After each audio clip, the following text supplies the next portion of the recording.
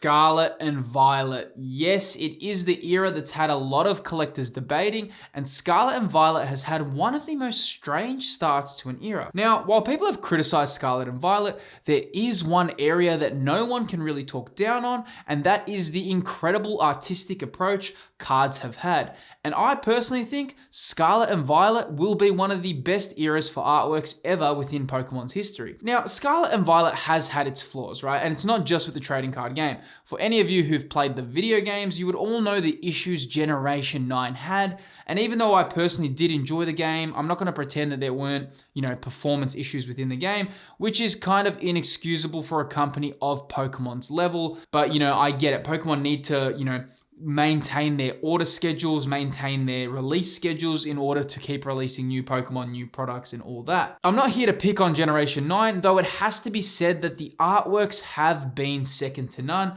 and the introduction of the illustration rares and the special illustration rares has left a lot of collectors to be literally in awe of some of the quality of the artworks within Generation 9. Now, we are touching the halfway point, so I thought it would be really good to showcase the top 10 card artworks of Scarlet and Violet era so far. And maybe when this era is finished, I'd probably love to revisit this video and then do an updated version, and then we see where all these sit once it's all complete. Now, what's really interesting is that we are only halfway through Scarlet and Violet, and the Sword and Shield era really started picking up around battle styles, right? And then the artworks became really, really good after Chilling Reign, or even on Chilling Reign's level. So we are slowly on the same level now. And I mean, it's only a matter of time, guys, before we get the Cosmic Eclipse or the Evolving Skies of Gen 9. Though I do feel it's definitely on the way, and it's probably going to be one of the next sets that comes out. But nonetheless, let's get into the top 10 best artworks from the Scarlet and Violet era so far. Now, at number 10, it goes to Great Tusk EX, illustrated by Pani Kobayashi. I will never forget this card. It is so unbelievably well designed. When Scarlet and Violet base dropped, literally everyone was like, this is going to be another boring base set. And I mean, that's usually the rule, right? Base sets are usually a little bit underwhelming, though no one expected a card of this caliber to enter the scene. The composition and framing of this card is amazing. One thing Pokemon can do better than any other TCG is incorporate the full frame of the card and add a universe within the card's environment. It's not just a Pokemon cut and pasted on a background, you really get an immersive experience with some of these illustrations. Great Tusk is placed within a desert wasteland, and it feels like it's truly the king of the desert. It gives like a final boss energy. The colors and the way the dust and fog elements are transparent within the card is a nice touch, and it surely deserves a lot of love. The price of this card is incredibly accessible for any collector, but there's something interesting. I think so many people write these cards off because they seem to be quite cheap and affordable. But as the years go on, these card artworks will become iconic as they are trapped within a certain time period. So definitely consider grabbing these while you still have the opportunity. Now, it's not every day that Toedscruel makes it in a high list of a tier list, but when it comes to this card, it deserves the spot. It is a sensational card illustration, and I love the way the illustrator framed Toedscruel on an angle, and it feels as if they are drawing, closer and closer towards you. Now, for those who are unaware, this kind of angle in filmmaking is known as the Dutch angle, and in filmmaking, we as directors use this angle to illustrate a feel of uneasiness, and it brings out a feeling of something like ominous within the environment. The illustrator perfectly uses the Dutch angle here to draw into the madness of Toedscruel, and it almost feels like a scene of a horrible nightmare. Nearly everything about this card artwork is perfect, from the shades of lighting, the way the lights spill into the trees. It really gives it a really cool eerie vibe. I really rate this card, and again, the price for this card is really accessible for any collector, and it's just a great piece to have in a binder, and it really tells a story. I love cards that tell a story, and like I always said, it's not always just about valuable cards, man. But how awesome is it to have these cards that look this good? This is a perfect illustration, and I love when Pokemon experiment with their artworks and allow fans to see these different states of Pokemon. It really helps bring out the unique personalities of specific Pokemon. Now, placed at number 8 is the 151 Blastoise Special Illustration Rare. Okay, so if you watch my channel, you probably would have seen my video about the top 7 Pokemon investments under $100.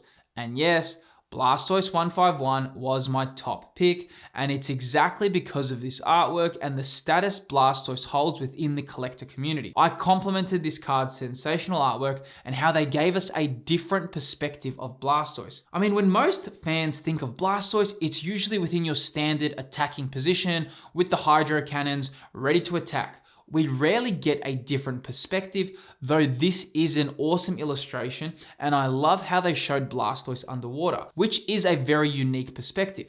This card actually brings Blastoise back to its turtle tortoise roots, and I personally think this card will perform exceptionally well given the right circumstances because of the unique art design along with the difficult pull rates. Now we've landed on number 7, and it's sitting with Chi-Yu EX illustrated by Akira Igawa. This card is sensational, and the color choice is a perfect choice as it just slightly falls out of having a pure orange monochromatic color scheme. You know, with the blends of purples and reds at the bottom, it looks fantastic. I love how heroic this card looks, and it really falls into that Lucky Charm aesthetic, what's so tied to fish. Within a lot of Eastern cultures, fish are symbolic of being lucky, and the design of this card really focuses on that area. It feels like you've just found the lucky fish. Not only that, but the card design uses the full frame, and the general artistic design was really well thought out. The way the leaves wrap around like a circle, and it builds a real sense of stability within the frame.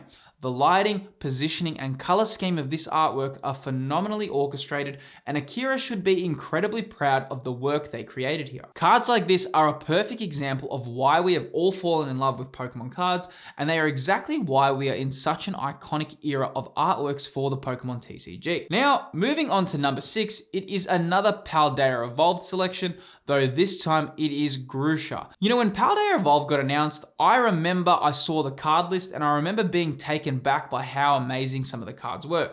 What's really interesting was how many people were not fans of Paldea Evolved upon announcement, which I really thought was weird as I always rated the set, and I just couldn't see how a set with so many incredible artworks could be overlooked by fans. Regardless, this Grusha's artwork is absolutely phenomenal. So if you notice on this card, it has branches within the frame. Now, when designing composition and when designing, photography or any sort of video production, having items and foreground elements appear creates a 3D space within a 2D image. And it's a technique used to create depth within framing for photos and videos. And I explain a lot of the details of, creating great composition in my video production course, which is, link in the bio if you're interested in that. Though this Grusha is excellently framed, and I love the branches and the way they've created foreground elements within the card artwork, and the color scheme is sensational. It's very reminiscent of The Witcher Season 1 with its ice-themed color grade. Regardless, this is a fantastic artwork, and it really follows the rules of creating 3D depth nicely, and I highly rate this card's artwork. Now, for spot number 5, we have Greninja from Twilight Masquerade.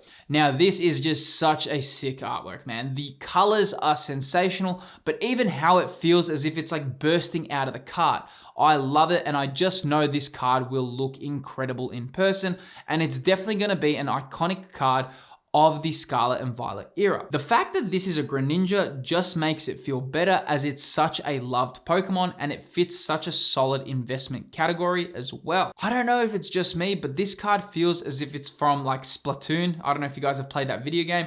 It's just such a chaotic, messy feel to it, but somehow it works perfectly. It's a fantastic illustration, and they absolutely nailed it here.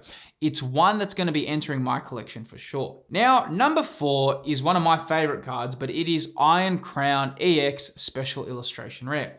I mean, if I haven't already spoken about this card enough, but the fact that Cobaliant's Paradox form is the chase card for a set is absolutely wild, and I mean with good reason.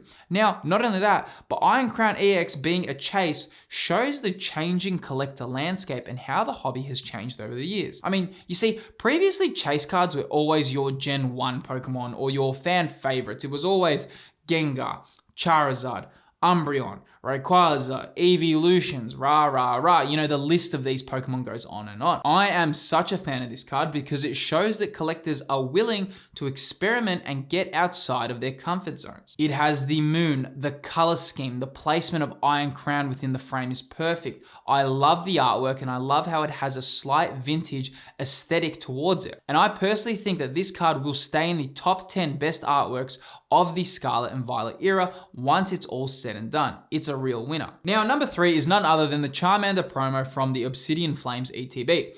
Okay, now, so what's really interesting about this card is that I really rate this specific card as a hot investment given its unique artwork. And I just recently made a video on the top 10 underrated Pokemon investments, and this Charmander made the second spot, though I was specifically talking about the Pokemon Center stamped variation. This card's artwork is sensational and one that fits such a great aesthetic. When creating these artworks, it's incredibly hard to place Pokemon within human-like environments such as homes, because it can take away from the Pokemon's own unique environment. Though this is done well and it really fits the vibe. I love how it tells a story and it almost feels as if Charmander is unhappy being indoors and wants to be outside. As years go on, artworks like these will become incredibly loved because they add more value to collectors. They really sell a story for collectors to follow. Now, yes, we have made it to the spot number 2, and it goes to none other than the incredible Magikarp from Paldea Evolved.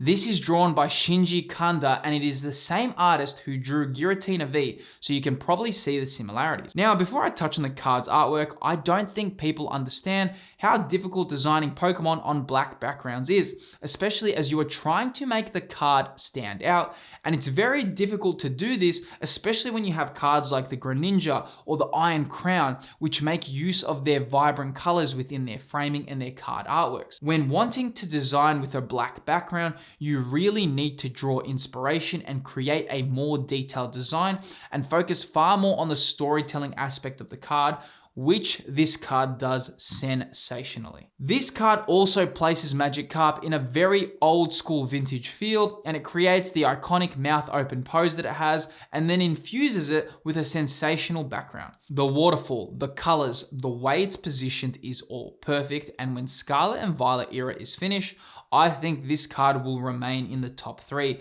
It's just way too good. If this was a painting, I'd genuinely display this in my home. I actually love this card artwork so much. It could literally be wall decor. It's also got a really nice price tag on it, so it makes it a great investment. I try not to have only expensive cards when I make these kind of lists, though it's quite difficult as most great artworks also have a price premium, and it's kind of hard to have one without the other. Nonetheless, this is one card to definitely look out for. Now, Scarlet and Violet has been sensational with artworks, though nothing has even come close to the incredible shiny Gardevoir special illustration rare.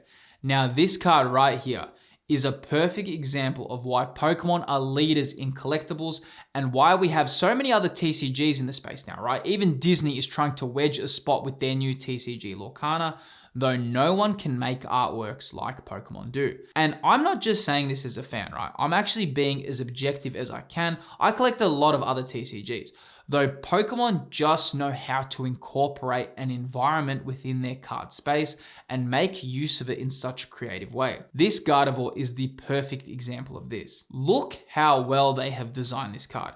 It's not just a cutout of Gardevoir. They pull the Pokemon's personality within the card and allow it to live within the artwork.